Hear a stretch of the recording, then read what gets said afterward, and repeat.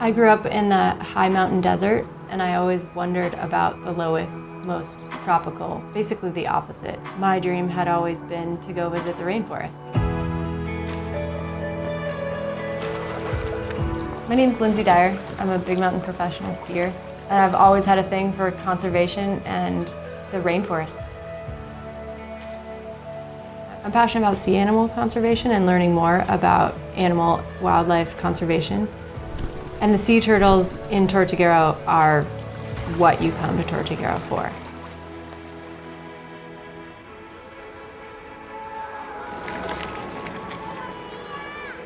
One of the most incredible experiences of this trip, and maybe my entire life, was a night with night patrol visiting the sea turtles.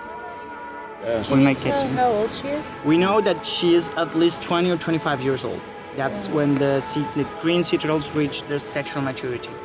So minimum. So, because she wasn't tagged and she didn't have any evidence, we say that she's at least 25. There's a lot of people from all over the world that come here just to witness this, to see sea turtles laying their eggs and going back into the water after they do. This project has been running since 1959. This is the oldest sea turtle conservation program in the world. It's really cool. The fact that these turtles returning were a minimum of 25 years old and coming to nest for the first time blew my mind. It showed me that conservation is a long game, and the efforts that were put in over 25 years ago are making it possible for these creatures to come back now.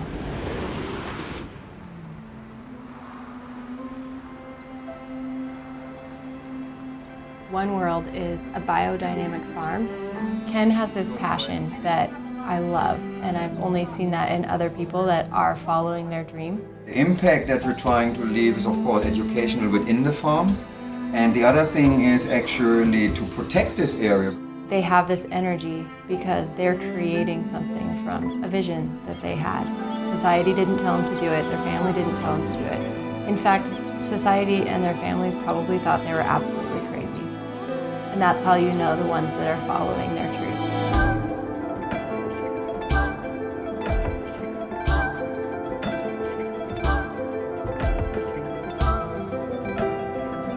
Try to teach people is that we should try to make nature work for you and not work against nature if you want to achieve anything, because we are part of nature. The biggest lesson that Ken had learned from the indigenous people was to work with nature, not against her. And now I'm so hopeful that if more people could see the practices, that the whole world would have a lot more hope, because there is hope. And it's happening here, and we're seeing it.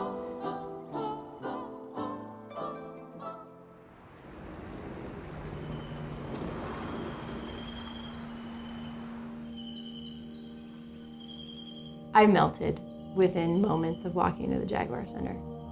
The woman that started it was a biologist, saw how much need there was, and saw that there's no place for these animals that were being injured through development of their country. And she saw a need, and I cannot even imagine how hard it's been to fulfill that need.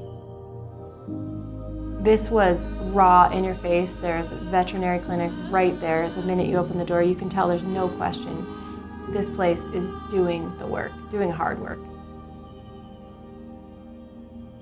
I've been asking everyone, what can we do to help be part of the solution rather than continue with the problem? I think showing up and asking questions is the first way to be part of a solution. It's not necessarily focusing on the problems, but maybe just being open to new ways of learning. And I think that's one thing that this forest offers. I think every human has a desire to do something good. And just to see people doing it is almost like this breath of fresh air, that it's possible. I think so many of us want to help, but we don't know what to do.